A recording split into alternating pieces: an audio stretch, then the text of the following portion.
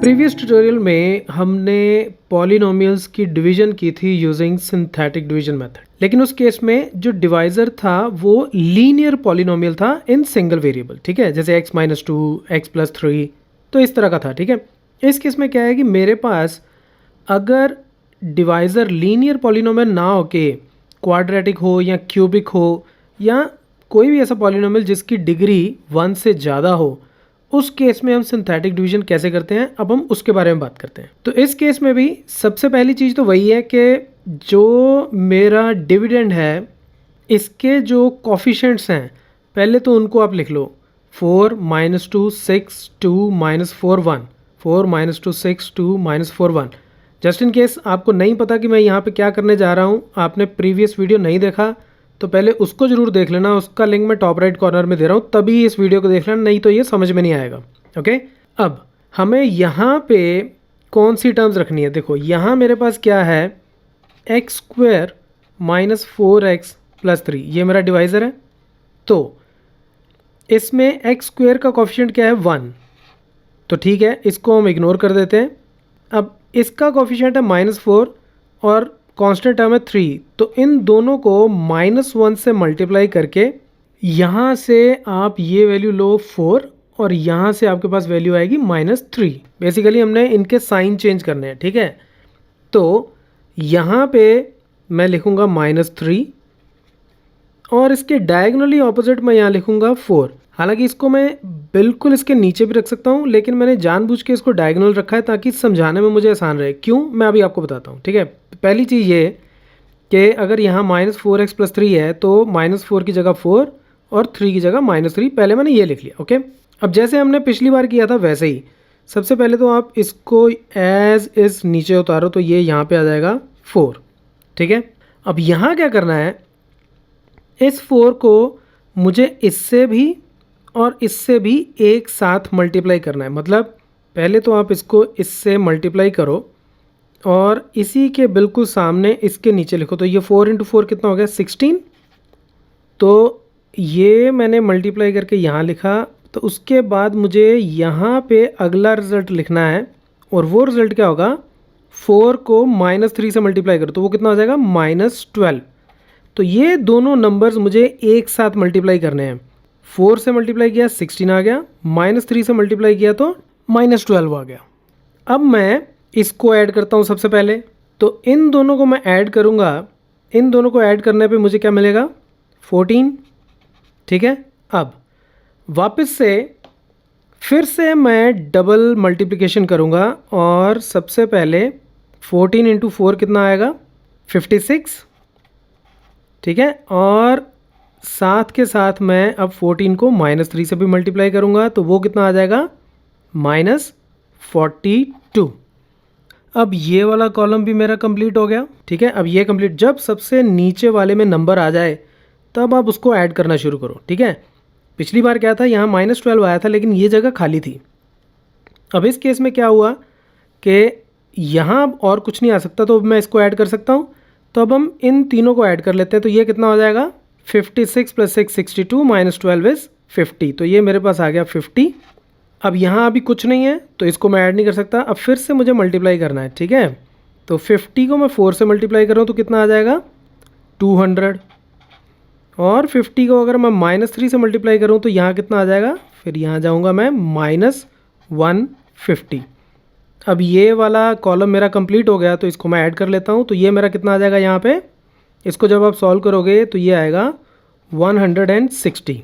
ठीक है, अभी यहाँ खाली है। Okay, let's do once again. अब फिर से मैं इसको मल्टीप्लाई करता हूँ 4 के साथ तो कितना आएगा, 640 और फिर उसके बाद 160 को -3 से मल्टीप्लाई करेंगे तो कितना आ जाएगा, -480। अब फिर से इसको मैं ऐड कर लूँ, इसको जब मैं ऐड करूँगा तो मेरे पास आंसर आएगा 486। ओके, अब हमें इसको यहाँ पे रोकना है। क्यों रोकना है, क्योंकि देखो अब 486 को मैं 4 से मल्टीप्लाई करूँ तो यहाँ पे एक नंबर आ जाएगा। ठीक है, लेकिन अगर मैं इसको -3 से मल्टीप्लाई करूँ तो मेरे पास आगे कोई कॉलम नहीं बचता। जहाँ इस तरह की कंडीशन आ जाए कि जो नीचे मेरे पास नंबर आया है उसको दोनों से मल्टीप्लाई करने के लिए जगह ना बचे, सिर्फ जैसे 4 के लिए बची हुई है लेकिन -3 के लिए कोई कॉलम नहीं है, तो यहीं पे ही हम इसको फिनिश करेंगे और जो बाकी बचा है उसको ऐड कर लेंगे। तो इसको जब मैं ऐड करूँगा तो ये कितना आ जाएगा, -479। तो ये मेरा रिमाइंडर होगा, इस साइड वाला मेरा रिमाइंडर होगा। अब फिर से जैसे पिछले सम में हमने किया था, ये मेरी कांस्टेंट टर्म, ये x वाली टर्म, ये x² की टर्म और ये x³ की टर्म। तो मेरा आंसर कितना आ जाएगा, 4x³ plus 14x² plus 50x plus 160 is my answer और I can say the quotient. तो इसको कंपेयर करो तो ये एग्जैक्टली सेम है। अब इस केस में मेरा रिमाइंडर क्या है, रिमाइंडर भी मेरा एक पॉलिनोमियल है और उसको भी एग्जैक्टली वैसे ही हम फाइंड करेंगे। राइट साइड से चलो, ये कांस्टेंट हो गया और ये टर्म हो गई x की। तो ये कितना हो गया मेरे पास, 486x minus 479। 486x minus 479 is my remainder. So I hope आपको ये समझ में आ गया कि ये नॉन लीनियर पॉलिनोमियल से डिवाइड करते हैं। तो कैसे डिवाइड करते हैं, आप सिर्फ डायगोनल्स को याद रखो कि आपको डायगोनल्स की फॉर्म में ही आपको मल्टीप्लिकेशन करनी है, उस हिसाब से आपका ये क्वेश्चन सॉल्व होगा। अब इसमें एक केस और है, आप उसके बारे में बात करते हैं।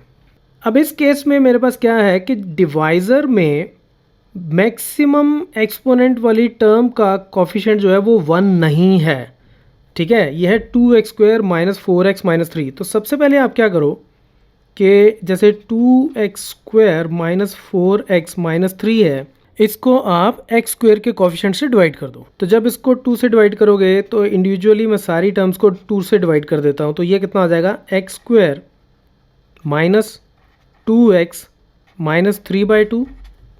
एक्चुअली हमारा टारगेट क्या है कि x² का कोफिशिएंट 1 करना है हमें।